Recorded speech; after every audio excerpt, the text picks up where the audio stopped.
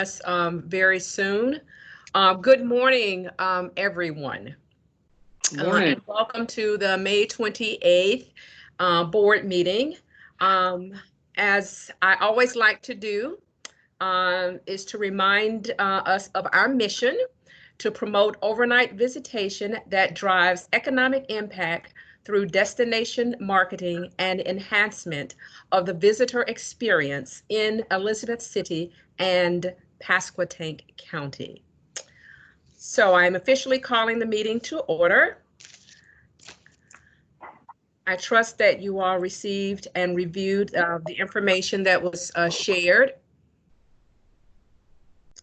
So at this time, I will call for a motion to approve the agenda.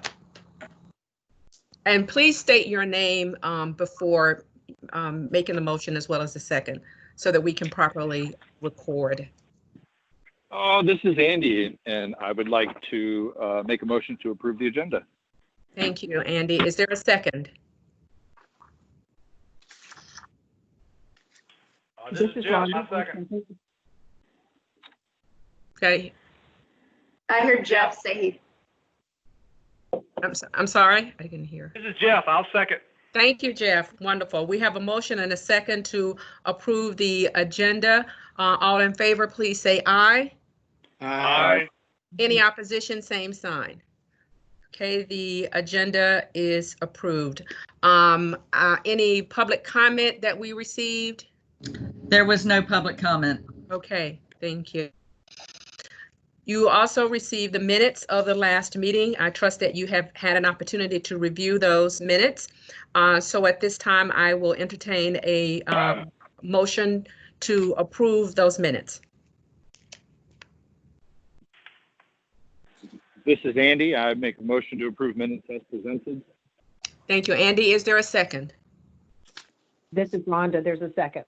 Thank you, Rhonda, for the second. So we have a motion and a second to approve the minutes of the April 23rd meeting. All those in favor, please say aye. Aye. Any opposition, same sign. Thank you. Then our minutes stand approved. At this time, Arthur will turn the Zoom meeting over to you for the finance report. Okay, everybody should have received a financial statement for April. First thing, we did have a meeting, and we'll talk more about that later. But first thing to point out, unfortunately, what looks just like a really good month is actually 2 months worth of income. Up at the very beginning, where it didn't come in time last month to make it onto our statement. So what you see there is we're catching up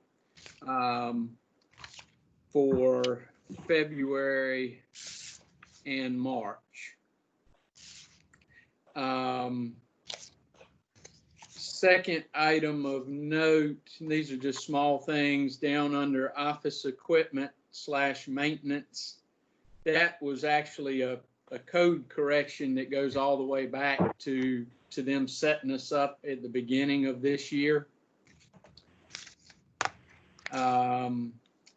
The third thing is under the visitor experience under marketing and sales. That 7,500 is related to expenditures for the wayfinding signs, and it's in the wrong place, and that will be corrected for the May statement.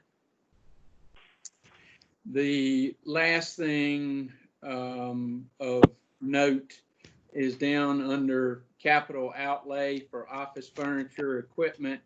That $941 was for a new laptop for Miss Susan. Other than that, we all sort of know the struggles that we're in and what's going on, and we'll talk more about that in the actual finance portion of the thing, and as well as when we go over the budget. So I'll, at this point, open up and see if anybody has any questions.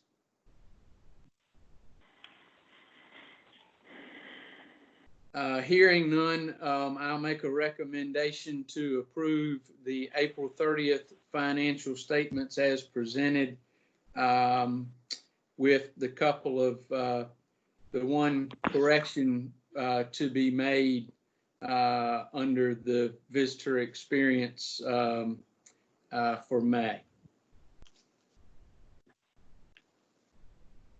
This is Jeff. I second.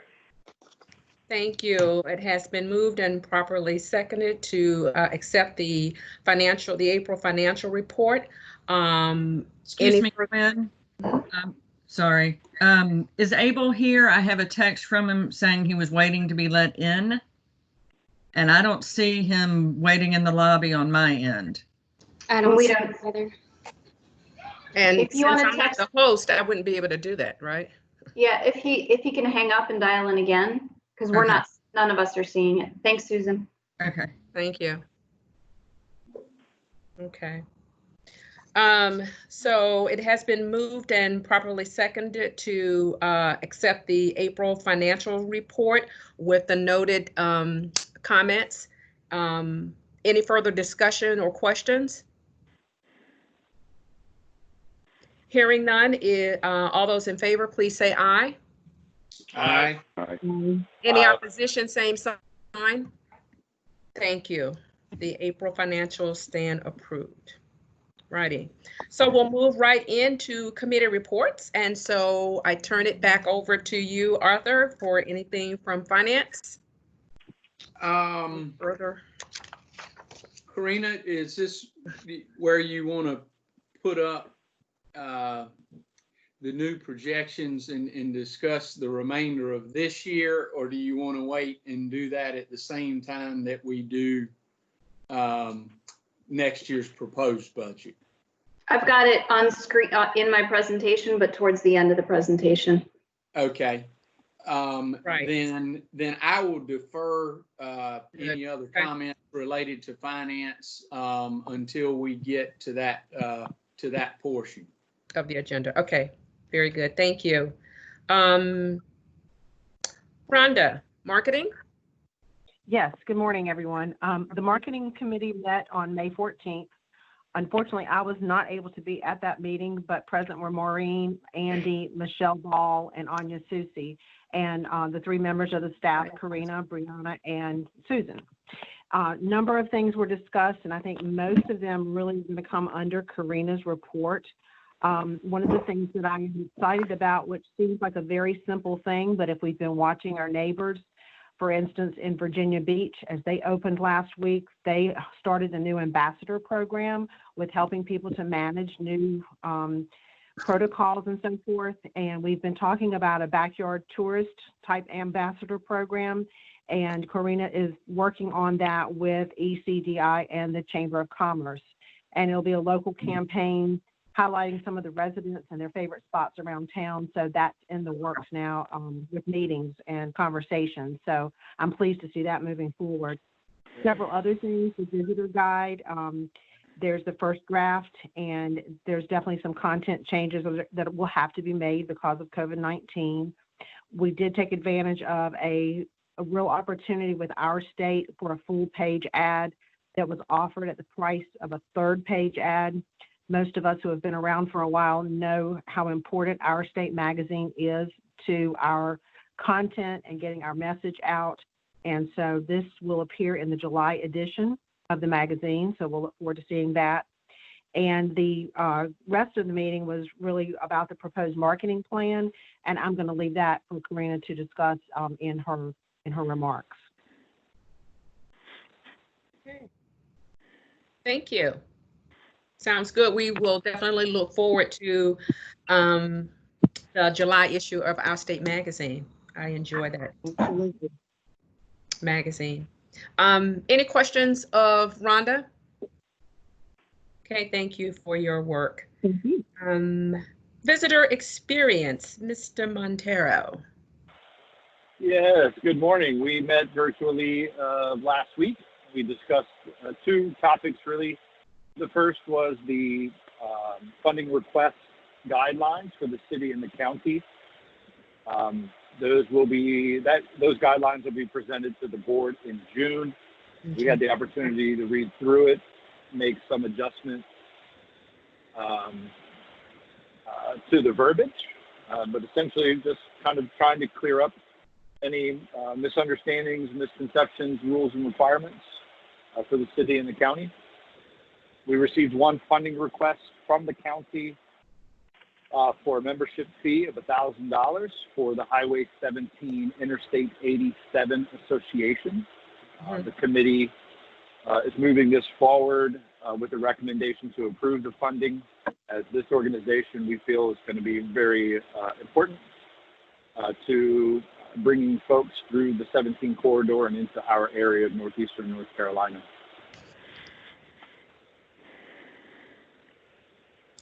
Okay. So is that a motion that you're presenting to the full board? Yes, Or I will make a motion. Okay. I'll make a motion that the funding request from the county for $1,000 be approved. Is there a second? This is Arthur. I'll second.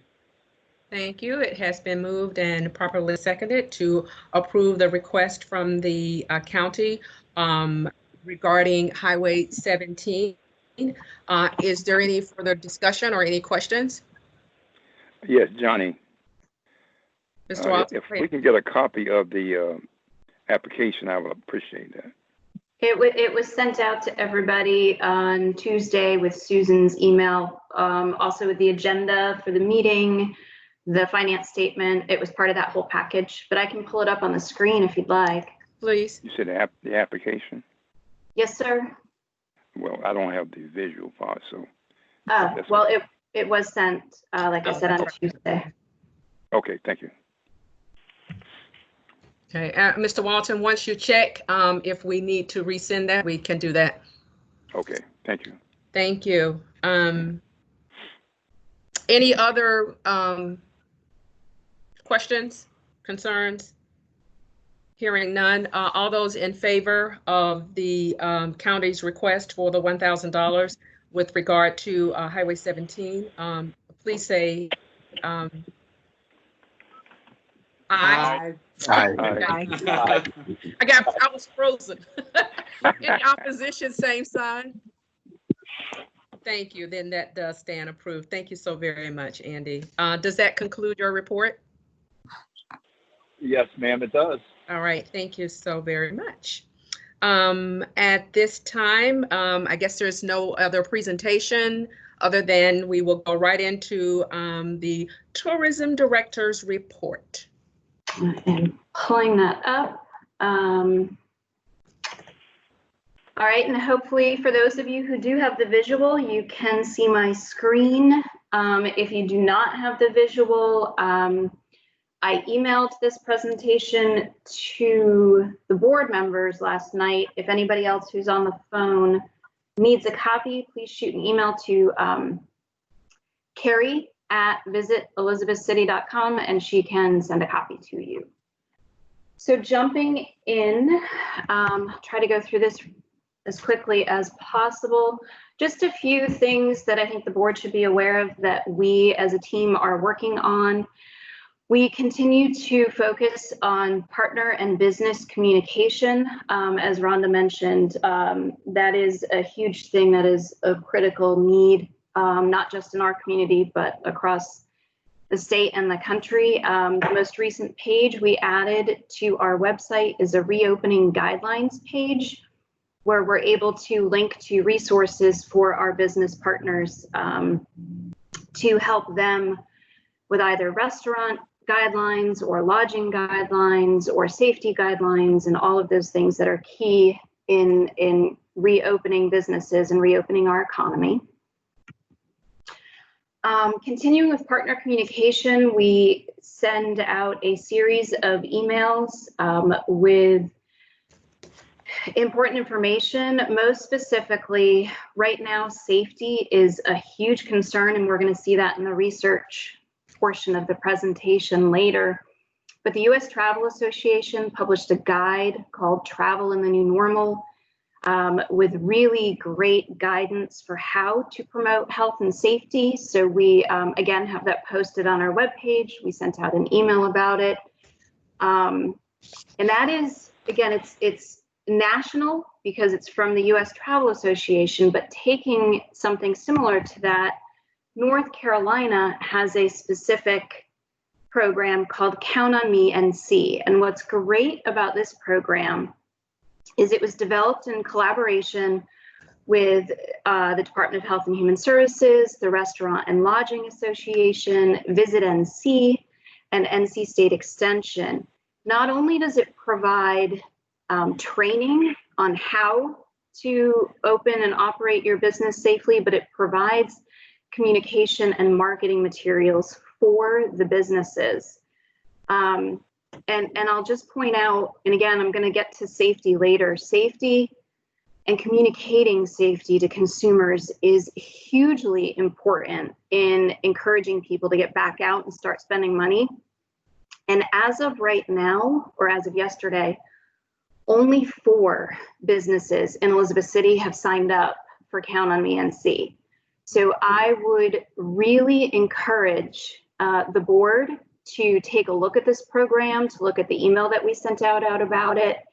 And I'll caveat this by saying any of our businesses that are part of a bigger umbrella corporation like Marriott or Hilton, they don't need to do this because they have much stricter guidelines coming down from corporate headquarters. This is really for our independently owned and operated business. It gives them that umbrella program, and it's really, really important. So I'm hoping we can get the word out and get more Elizabeth City businesses to sign up. Speaking of Our State Magazine, this is the June issue. And this is, as I mentioned in the past, this was a story that they wrote about Palin's Alley that was a direct result of a pitch that I had the opportunity to speak to the editor of the magazine. So it's exciting to see this. Unfortunately, it went from a multi-page feature to a one-page mention because they downsized the magazine due to the pandemic. But that said, it's a beautiful full-page mention of Elizabeth City. And so we're excited to see that and look forward to continuing to partner with Our State. As Rhonda mentioned, we are working on a new project, hoping to launch it in the next weeks, by July 1st at the latest, but end of June, early July. Be a tourist in your own hometown. We're doing this in partnership with ECDI and the Chamber. And it's really, again, a lot of the research we're seeing is highlighting the strong need to engage your locals, to get them going out and about in your own community. And then, of course, friends and family is going to be important as people come to visit. So we're looking forward to launching this. It will be a social media campaign where we're going to encourage people to go out to a specific list of locations, take selfies, post on social media, win prizes. And the prizes will simply be small gift certificates to our local businesses. So we'll also be helping our local businesses. So look for more on that. And we encourage all of you to be a tourist in your own hometown when it comes out. Jumping ahead to the wayfinding project, we continue to work with Buzz Bazell and tweak the language on the signs, the locations of the signs, and more. We're just about done with that. And as soon as that's done, we'll be able to get a price. And then when we get a price, then we'll figure out next steps. Because that, of course, has changed with the whole pandemic as well. We're also excited about the map for downtown. A walking map of downtown is one of the most requested things we would get at the Welcome Center. So we're going to have a new color map. It will help visitors and locals walk around downtown and find our businesses. We'll also be able to put the map up at the kiosk and share it with businesses and more. Switching gears again, the Coast Guard Half Marathon, as you all know, was supposed to be this September, and we did postpone it. We are now looking at having it the first weekend in March on an annual basis. And that date was reached after significant conversation, both with the Coast Guard base and ECSU, because we, of course, have the race running on both campuses. We wanted to pick a date that would annually work for everybody. Specifically, the Coast Guard did not want to do it in the fall because they were concerned about hurricane season. So we're going to start moving forward with a 2021 date of Saturday, March 6th, with the caveat that we still don't know where mass events are going to go in early 2021. So that there's a little bit of unknown and uncertainty with if even March is going to happen, but it was important for us to pick a date that we can say we will always do this race the first weekend of March. So unless there's any questions or concerns about that, we will go ahead and kind of start that process again. All right, and I'll pause there for a moment before I jump into the research. And yes. Wait, I have a question. Mm-hmm. Isn't March one of those funny months when the weather could be bad? Yes, and I'd be happy to share the challenges of finding a date. If you deduct the summer season when ECSU is not in session, hurricane season, and start taking out all of our other major events, there's not a lot of available weekends. That said, having originally lived in New England, March in North Carolina is a heck of a lot nicer weather than March in Connecticut. So even though it could be a little chilly, I think we'll be okay because chilly is manageable for a road race, whereas snow and hurricanes are definitely not. Yeah, I probably won't be out there anyway, but you can get those Coast Guarders and people that's got a lot of stamina, but it's according to how many people you want out there, I guess. But March can be a funny month. It can be, but again, that date was selected in partnership with lots of other entities, so I think it'll work. Okay. Thank you. Let me also speak to that. Actually, I thought this was where Mr. Walton was going to go, but that may be, and I'm not certain right now, but generally that's close to, that weekend is the closest weekend to the founding of the university, and we usually hold Founders Day weekend, which will also include people maybe coming for the celebration that weekend.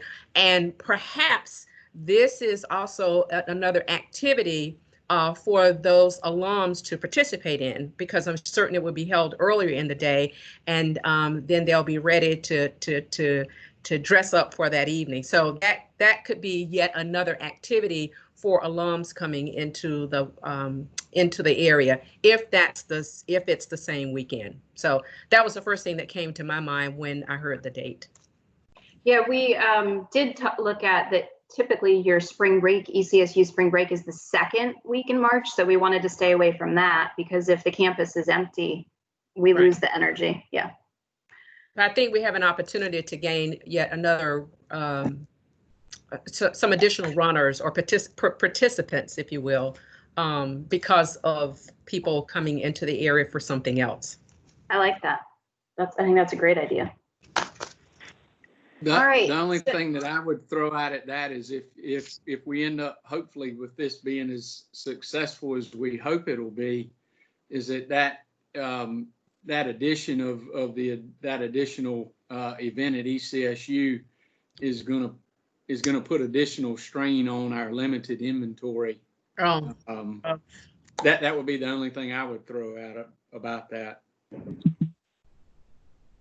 Meaning what? What you mean inventory, Arthur? If this race becomes as successful as we all think it'll be, it may take 3 to 5 years. Is that the number of hotel rooms that we have in the market total? Are going to be challenged, hopefully.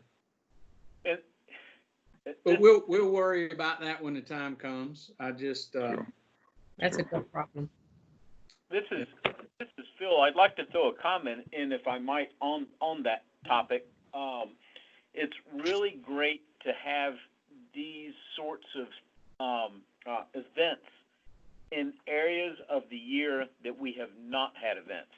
It doesn't really benefit Elizabeth City to run an event on top of heavy occupancy times. Mm-hmm. But it does benefit if we can create events in areas that we need to have business pushed into our community. And are you saying that March has typically been a lower occupancy time? Oh, absolutely. March isn't, yeah. Terrific. And Gwen, if I can add something, this is Jeff. Yes. I don't think the date is as important as I've got several friends who are professional runners, and they've already got their schedule. Of course, the pandemic has canceled a bunch of them, but they've got their schedule already for the whole year on which events they're going to participate in. If we're going to try to attract those caliber of people, I think we really need to stick with a date and stay on that date as much as possible, or you're going to lose your That's true. professional runners and so forth, because they sit there in January and they go ahead and map out a schedule That's for them, right. Yes. where they're going to participate. And if this date is going to lap on top of another bigger race, then we may be unfortunate to lose some of those. I think we're getting a lot of response just because of Coast Guard retiree runners and so forth like that. But it's just a matter of who you're trying to attract to this event. That's a great point, Jeff. And that was one of the things we looked at when we were picking a date is we looked at the other military races like the Air Force race, the Marine Corps Marathon, and a lot of those are actually in the fall. So we thought by moving to the spring, that was yet another selling point for the folks who may want, who are super interested in having that branded race. So we will give it a try, but I think at this point our biggest concern is the pandemic, and if there'll be a vaccine by then, and or what the guidelines and rules will be around mass events, because we're looking at 2,000 to 4,000 people. So we'll just have to see. That one we don't know yet. All right, if you guys are good, I'm going to jump into our thoroughly depressing look at the state of the travel industry. So this first slide is actually a slide I had showed you last month. This was done by Tourism Economics and the U.S. Travel Association, and it shows the total travel spending losses through April 11th, and that was $80 billion, and that is all travel spending. And then this is what it looks like through May 16th. Yeah, I know.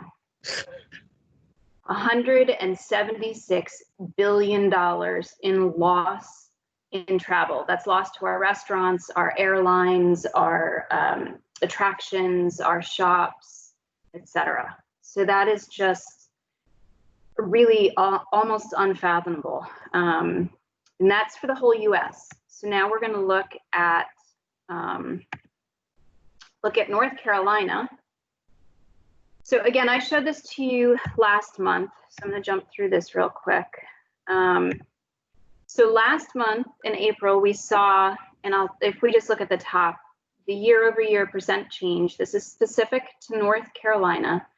You know, in early February, we started to see slight drops of 1% loss, 2% loss, and then by April 11th, we were looking at an 83% loss. Not so pretty. Now, if we continue, from March 28th through May 16th, huge drops in numbers for travel in the state of North Carolina. But there's one glimmer of hope, and that is if you look at the week of April 25th, that appears, and I'm going to knock on wood, to be the bottom, rock bottom, at a loss of 86% of weekly travel spending, or a loss of $455 million. Because then on May 2nd, we eke back up to 85. On May 9th, it's 84, and May 16th was 83. So fingers crossed that we have hit rock bottom and we're working our way back up. Hey, Karina? Yes. I don't want to steal Sherry's thunder, but maybe she wants to share. The county got some good news on our excise tax collections estimated for April. Sherry, can you share that number? Yeah, we just received the sales tax, and this is for the collections for the month of March, which are paid in April, and we were 30,000 above what was last year. Wow. Wow. I know, I was shocked, but I don't know what the July 15th distribution will be, because that will be based upon, of course, April sales that's collected in the month of May and distributed in July. But still, it was a very positive 30,000 up.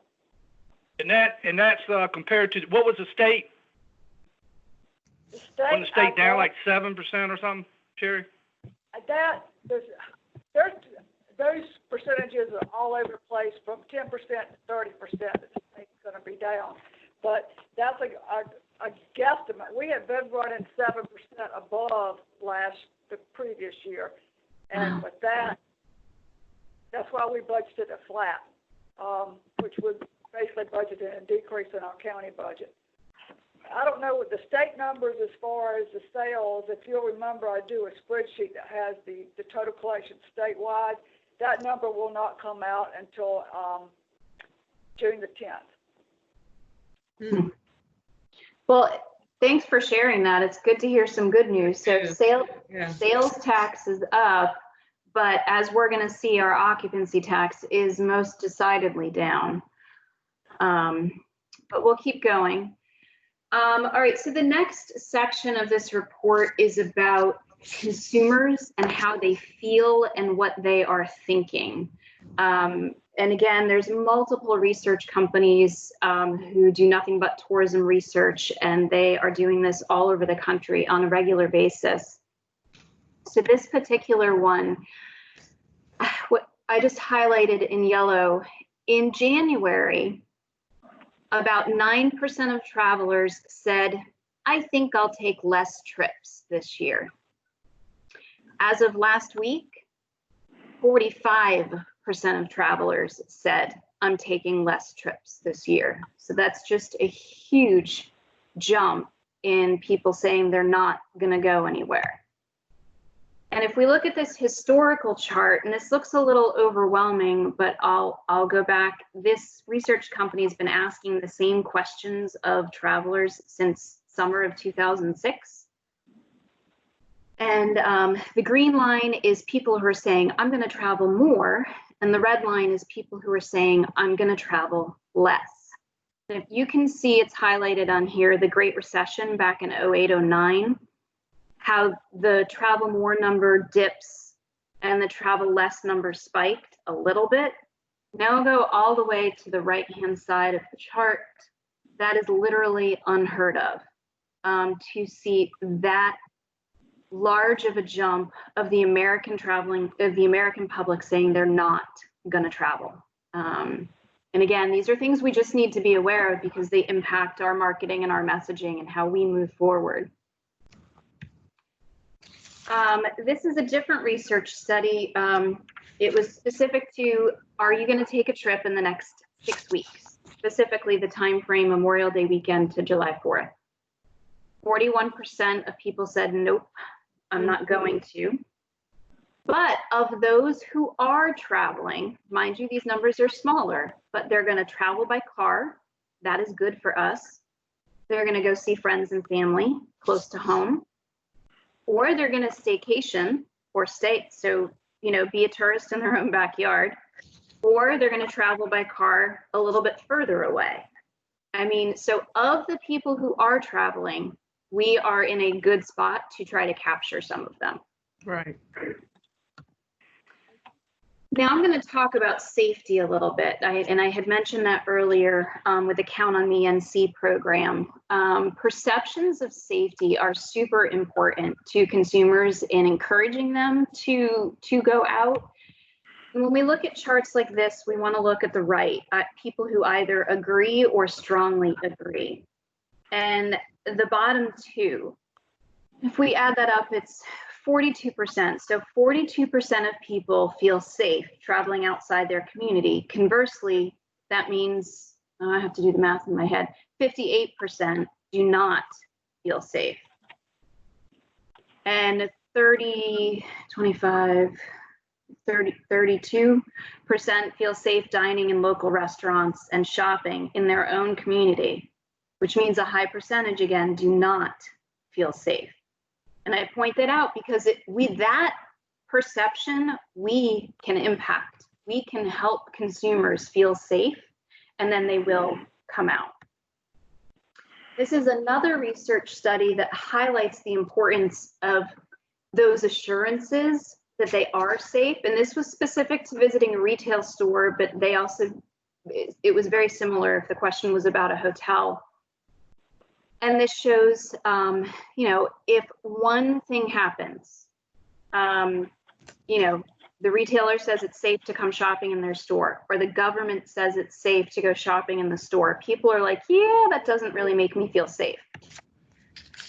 But if two of the items on that list are shared, look at the difference in how safe a consumer feels. So it's really, really important that we're communicating to people what we're doing to keep them safe. All right, so that is kind of the state of the industry compressed, the US and in North Carolina. Yes. Corinne, I have a question. Back to the slide on perceptions of safety and travel. I mean, this is good information because I know that this helps us, you particularly, prepare as we prepare to bring people into our area. So how often is this? I mean, this information is the latest information. So when will we get? When will this be updated? Is this something that will be maybe updated in 3 months or? This company's been doing this research weekly since mid-March. Yeah. Okay. So this is just how people feel as of last week. So this particular, okay. Yeah. I was just wondering what that, okay. Thank you. No, good question. Okay, so we are now looking at our own Elizabeth City specific data. Again, this is March, which I shared with you last month, but I was able to grab the state data. Again, they post it typically after our board meetings. But I wanted to share this with you so we can see, and it's highlighted in pink, that Elizabeth City, our RevPAR was down for the month of March, 35%. And for the whole northeastern North Carolina region, down 37%. So pretty similar, crappy, but pretty similar. The whole state, you can see, is a little bit worse, and you're going to see why next month. So this is the month of April. We dropped 62%. These numbers are crazy. That is a huge loss. And again, the state numbers are blank because they're not posted yet. But I'll tell you what, I'll take the 62% over what the Outer Banks has. Right. Yep. And that obviously their zero, it also impacted us a little bit. But they will come back. They come back. We may not see them come back until June. It's going to depend on how STAR collects the data, but we'll keep an eye on that.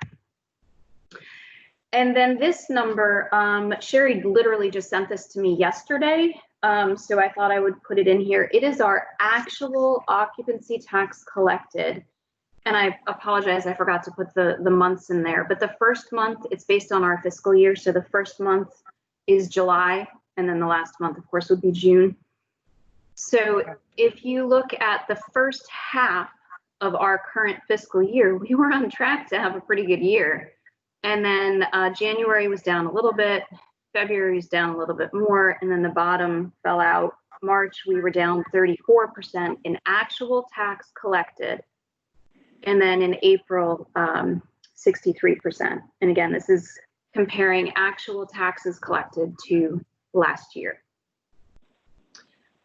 So those numbers, sadly, lead us into a discussion of our current budget. Again, I shared this slide with you last year. It has been updated. It's been updated to be a little bit better than it was last month. So we're projecting slightly more revenues through the end of this year and for next year. And these numbers, these projections are what were used to look at balancing this year's budget and also moving forward into next year. So just as a quick review of our current fiscal year, the chart on the left was our original approved budget. The column in the middle is what I shared with you last one. And the column on the right is what we are currently projecting. So we are currently looking at a loss of revenue of $123,000, which for us is a significant sum of money. We are mitigating that loss mostly by pausing our paid advertising and also by managing expenses and trying to spend as little as possible. The other thing I wanted to highlight on this page is highlighted in green, the visitor experience or grant line item. You all may recall we launched our very first grant program last December. And in January, we awarded 3 grants for a total of $5,500. Those grants were all for events that were supposed to happen this spring. They obviously have not. So the Visitor Experience Committee recommended rolling that money into our reserves and then technically into next year's budget so that those 3 approved grants can still tap into that funding. And you'll see that in next year's budget proposal. So a recap on our current fiscal year budget. Our revenues are up a little bit higher than, again, what we projected last month. We've mitigated enough expenses. If you look all the way at the bottom, where last month we were looking at, we were going to have to take additional money out of our reserves to balance our budget. It looks like now, thank goodness, we will not have to do that. We will still have budget amendments to make in the month of June, but hopefully we won't have to dip further into our reserves for this fiscal year. So before I move ahead, are there any questions on this year's budget? Okay. Any questions? Then I'll jump into the proposed budget for fiscal year 2020-2021. Again, the column on the left is just for comparison purposes. It was our original this year's budget. The column in the middle is what we're currently projecting this year. And the column on the right is the proposed budget for next fiscal. So you'll see estimated revenue of $400,000 for occupancy tax. And then I'll note Coast Guard Half Marathon assumed revenue of $80,000. That would be a mix of sponsorship fees and also runner registration fees. Again, this assumes the event can happen as planned, but we're putting it in as if it is.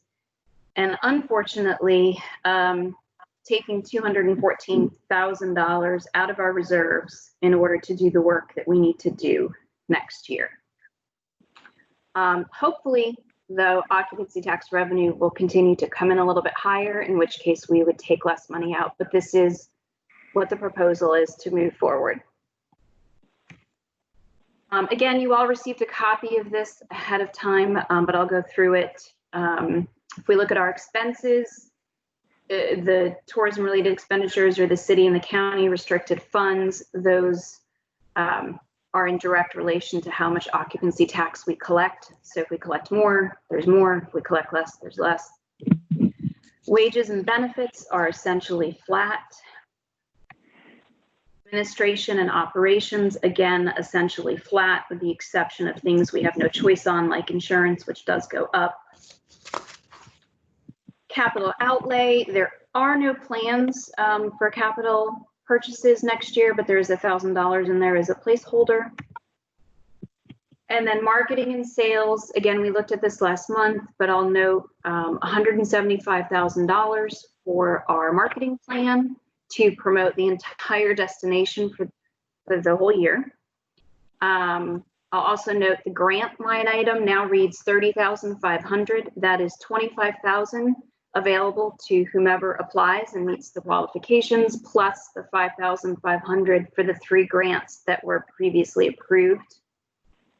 And then $87,000 and change for the Coast Guard Half Marathon, which includes the $80,000 in revenue that you saw earlier.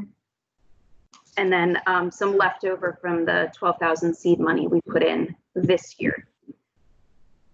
So our total proposed budget, this is a recap page. It is a balanced budget, as we are, of course, required to share by law. Revenues minus all of our expenses. So we're looking at a total budget of $699,258. And I'll ask Arthur, especially, and Sherry, if you guys have anything you want to add to what I just quickly reviewed with everybody.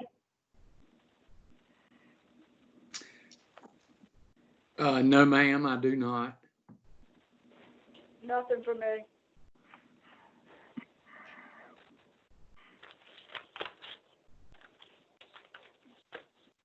And does anybody have any questions on the proposed budget? I just got I don't know, this is Jeff, Madam Chairman.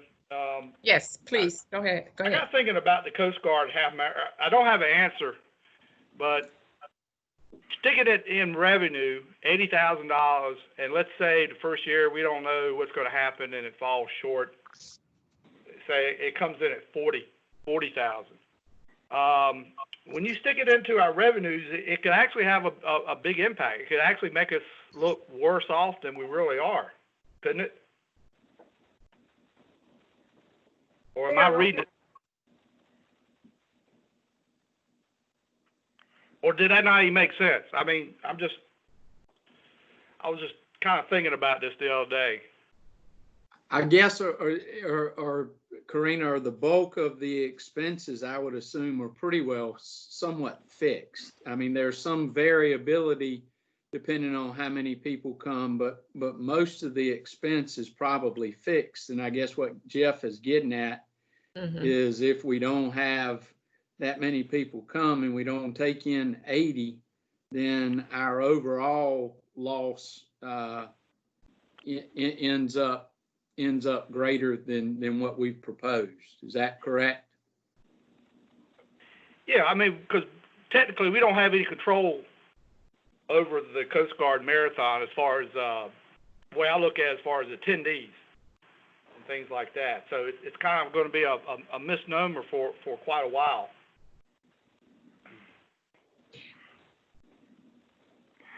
I feel like that's all. If nobody else feels, well, I feel like the pandemic will determine all of the data. You know, that first year is probably going to be lower than hopefully the years coming forward. You know, it's according to what the economy looks like and how people want to move around. So it's an unknown. You know, the virus have made a lot of unknowns out there. So when you have uncertainties, it's hard to really pinpoint how things might go. Everything we're doing is going to probably be assumptions. So I guess we got to work with it, and then let a trend set the pace for us. But if we had less participants, wouldn't the cost to some degree be less also? Yes. That is correct. Yes.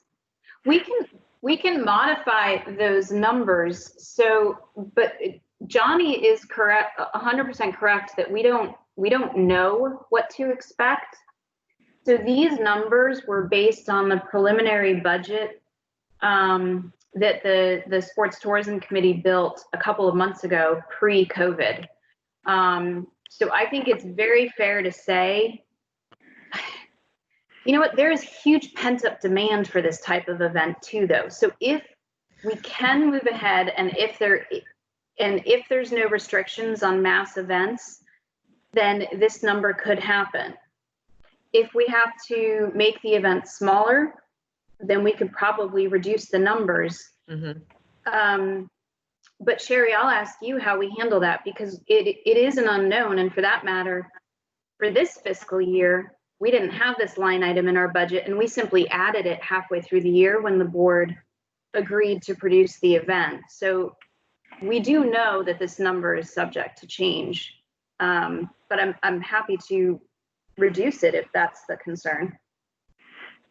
Well, I think that guesstimate is no different than your revenue guesstimate. You're sure. Using the data that you have to estimate as best you can what the revenue is going to be, and that could be more or less also, as with any year. Right. Yeah, I think you go with what you spent a lot of time developing, and as Johnny said, there's no way that anybody can determine what the actual outcome will be. But you just put your best foot forward and you adjust as we go. Right. Yeah. I was going to say I can certainly appreciate a conservative approach. But again, we have the opportunity, I believe, to make an adjustment should that need to happen. Right. This is Phil. I guess the one thing I would ask about that is, and maybe we've seen it, maybe I'm dumb and missed it, but is there a breakdown of where you get the 80,000 from, and from participants versus occupancy tax and that sort of thing? Maybe that might help. That 80,000 would be partially from sponsorship fees and partially from runner registrations. And there is a detailed budget that the Sports Tourism Committee worked on that also broke down all of the accompanying expenses that come with producing an event. So that's where those numbers were. To Arthur, that's when Arthur was referring to what we worked so hard on. I mean, we spent weeks building that budget, again, pre-COVID, but. Yeah, I don't question that. I know a lot of good work's gone into it. Just out of the 80,000, how much is what? How much is the other, sort of thing? That might help people. I don't know. Might not even matter. But to your question, it doesn't include any occupancy expectations. It's strictly sponsorships or in kind, and the actual fees from the runners. Correct. Wow, I'm looking at. I just pulled up. The budget was done on the last time I worked on it was February 14th. We've got revenue is at the bottom. Oh, I'd have to pull it out, but 10, 20, 30. It's about, in the current form, it's about half runner registration and half sponsorships. But those are the sole sources of revenue. Does that answer your question, Phil? Absolutely. Thank you. I just thought it might help other people understand where we're anticipating the revenue from. That's all. Thank you. Are there any other questions? Okay, Karina. Then if, And I would, this is Arthur, I make a motion to call for a public hearing on the proposed budget at our next meeting in June, and to post the budget, make it available for review by the public until that time. Okay, is there a second? This is Rhonda. I second. Okay, it has been moved and properly seconded to make certain that this budget is posted properly and call for a public hearing on such. All those in favor, please say aye. Aye. Any opposition, same sign. Thank you. We shall move forward as indicated. terrific. All right, if Does we, everyone see this sign? I mean, the information that Karina has posted on that slide. Everybody's good with that language? with this language? Yes. Yes. Okay. Thank you. Let's continue. Sir, just a question. Being we're all locked in or locked down, where are you going to, are you going to just post it on the website? I am, Jeff, and we confirmed with John Leidy that if we post it on the website and also just put a notice in the Daily Advance that it is on the website, and then also we'll include if somebody can't access the website, they can call Susan, and then it becomes Susan's problem to get them a copy. Okay, that will be in the notice in the Daily Advance that it can Yes, call Susan? Yes. Okay, Yes, Yes. it will. I got you. Mhm. Okay. Good. I know. Well, as a reminder, we typically have the budget available for public viewing at our office, which is the museum, but we're not allowed in our office at a minimum until June 26th, which makes it a little difficult to publicly have a hard copy of the budget there. So we're modifying our plans. Sherry, I'll volunteer Sherry to put a copy in her office at the courthouse. Everybody can come up and look at it. I'll All right. put it on my plexiglass shield. There you go. Okay. All right. Good. All right. Okay. Okay. So, well, the next item was the funding request for the county, but we already did that, so we can skip that, Oh, right? yes. Okay. And then the only other item on the agenda is an update for the board on TDA appointments. So as a reminder for everybody, our board members serve 2-year terms. And at the end of the 2 years, they need to be reappointed for an additional term. On the screen, you can see a list of our members and their terms. At the May 8th City Council meeting, both Gwen as the city appointee and Maureen as the joint city-county appointee were up for reappointment.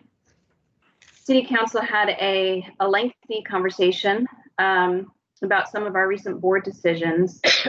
And ultimately, they decided to table the reappointment of Gwen and Maureen until they could review some documents. They asked for our enabling legislation, the county resolution outlining board membership, and they wanted to know the voting records, specifically of Gwen and Maureen on certain decisions. So we sent them the documents, and you have all received copies of the same memos that City Council received. After that time, we are very sad to announce that Maureen decided to withdraw her application for reappointment. And we're going to miss Maureen a lot. And then earlier this week, during the May 26th City Council meeting, the matter again went before City Council. And after lengthy discussion, they did unanimously vote to reappoint Gwen. So Gwen has been reappointed. Well, for the city, the county still has to do it. And then we have a vacancy. So per our bylaws, our next step is to post a public notice of the upcoming open seat. And obviously, of course, the city and the county will have to affirm any person who applies. But on the screen, you can see a draft board position notice. It highlights basically that there's a position open, that according to state law, you have to either live or work in the county, and you have to be affiliated with a business that is collecting occupancy tax. We would typically request that that person contact Susan so that they can get information on, the board, how often we meet, when we meet, so that they could make a decision on if they actually could apply. And then Susan would point them in the direction of the city application and the county application, which need to be filled out.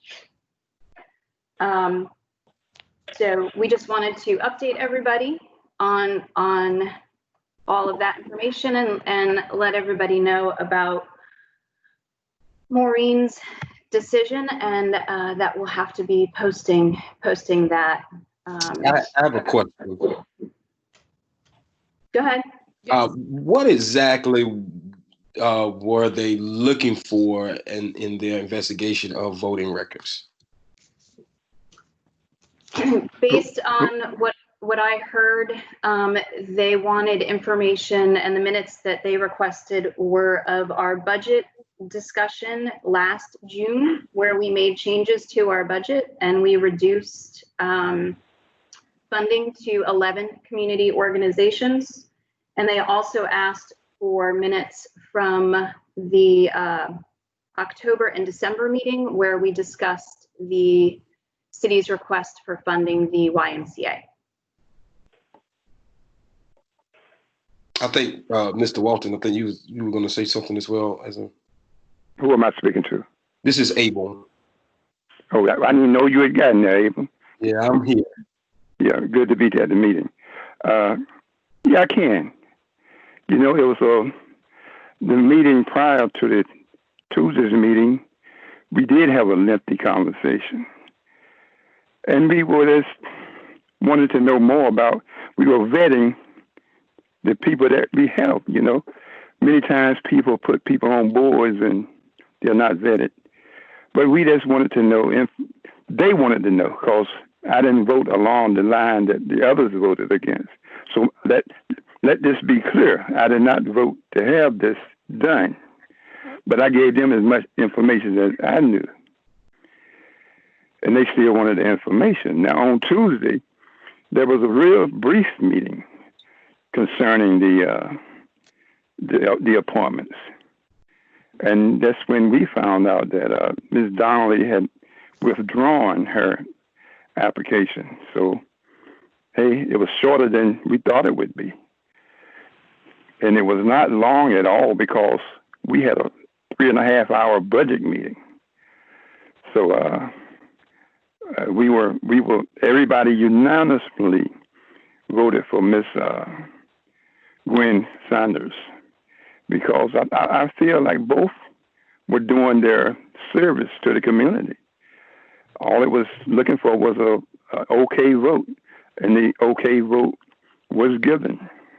I can't speak for everybody, but they went through the process, and that's what we do. I'm sorry, you have something to say? Yes. Is this something that's been done? I don't know how many other boards that the city county has to approve. Is this something that's been done in the recent history or ever? Ever. I can't speak for ever. I can't speak forever, but some people have been vetted,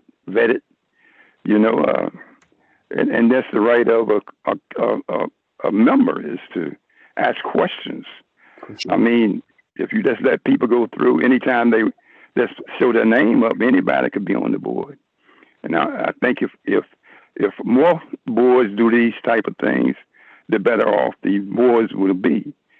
I'm not putting down anyone, but it happens all over the country, man. At the top level, at the lower levels, vetting is very important, especially if you have issues that's important to the community. And I think the two issues that were important to the community is something that they wanted history on and how it got to the point where it got. The ECSU elimination of funds was important, very important. The YMCA, very important. When a board asks another board to give them the rules and the regulations of how they accept things, it should be given.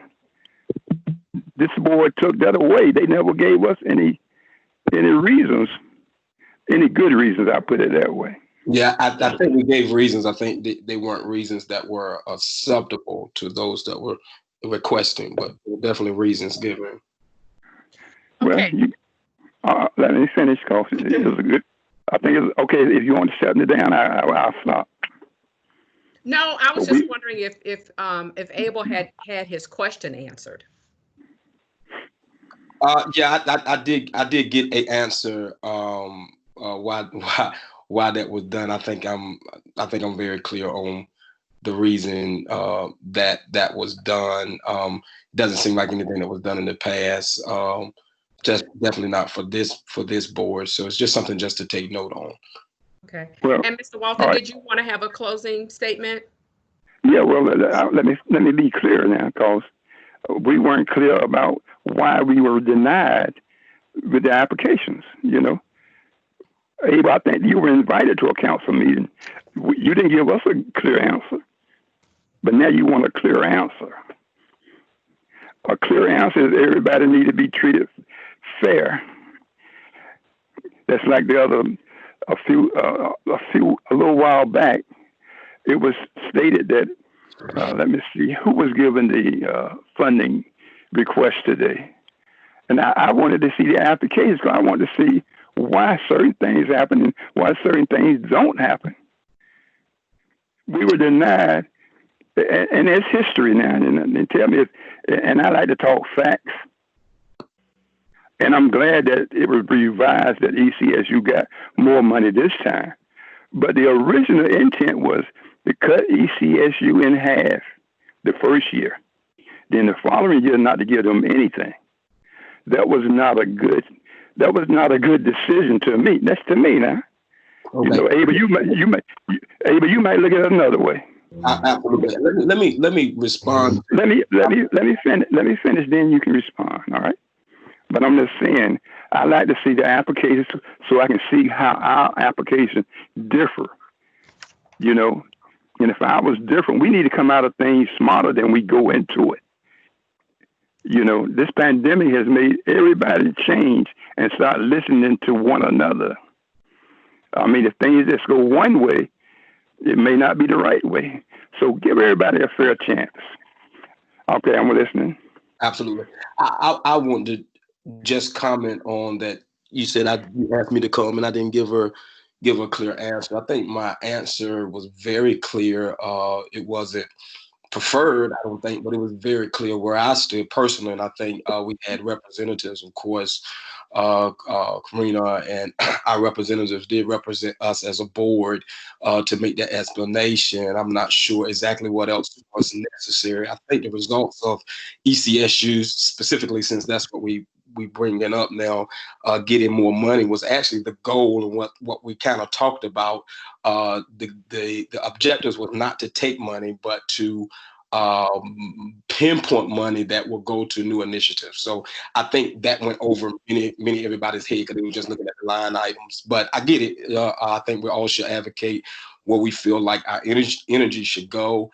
But our answer was definitely given. I don't think the answer that was given was preferred. So that's what caused the uproar. And sometimes, you know, when you try to do things differently or do things in new and innovative ways, you know, it's hard to break that old mold. And I think we can disagree or see things from different perspectives without being or approaching it as if someone is against you in a particular thing. So I get it. I'm sure, you know, they probably vetted me too, because I voted in favor of the other side, I guess. and that's just life. I don't take it personally at all, but it just seems odd that there will be a vetting of this sort directly after the vote doesn't swing in the way that's preferred. But that's politics. I get it. Okay, gentlemen, both, thank you very much. Thank you, wait a minute, Mr. Gwen. Thank you, Okay, Mr. Sutton, for the discussion that we've had on this. Mr. We're going to make certain that, if you do not find that document that you mentioned about the vote we took today, if you do not find that in your email, we will surely, Karina, please make certain that Mr. Walton does receive that. And if there are any questions with regard to that, Mr. Walton, we will be happy to entertain any questions that you may have. And thank you both so much. Thank you, Mr. Walton, for your comments with regard to the process. We certainly can appreciate what the council, the city council needs to do in order to make their decisions. Certainly, we do vet things, and that can be very healthy. And Mr. Sutton, thank you so very much. Again, I hope that you were able to receive your response, and we certainly look forward to continuing to move forward.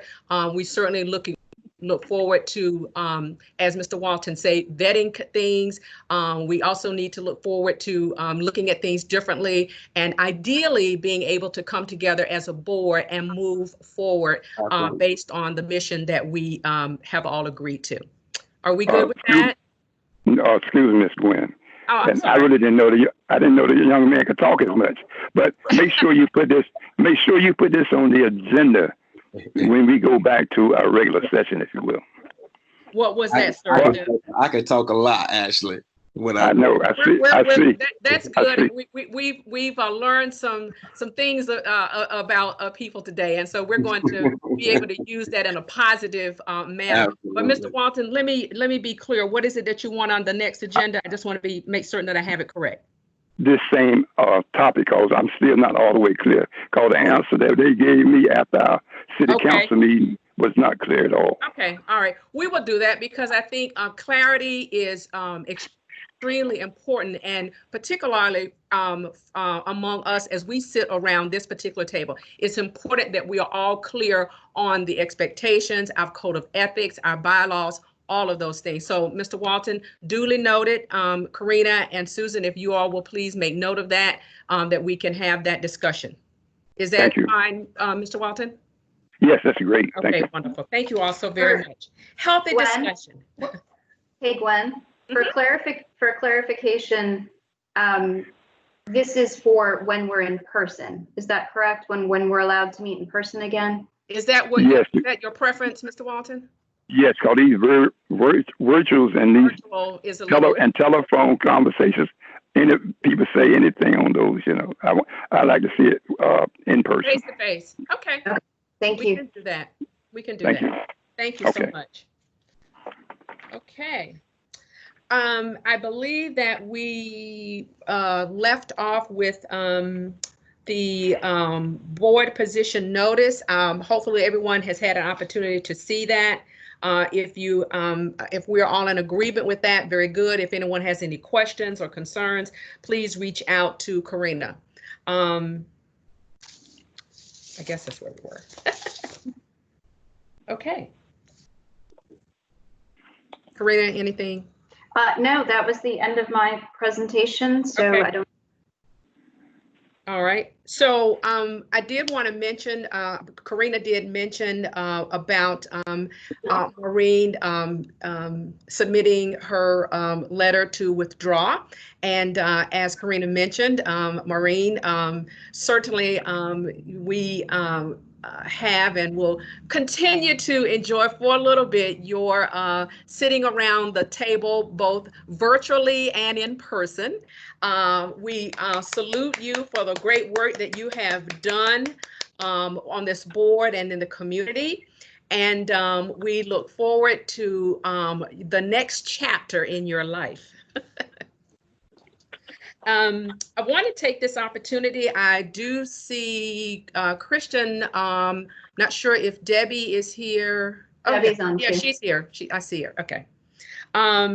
Debbie, how you doing? I am great. I hope you all are. Indeed. Anything you'd like to share, enlighten us on?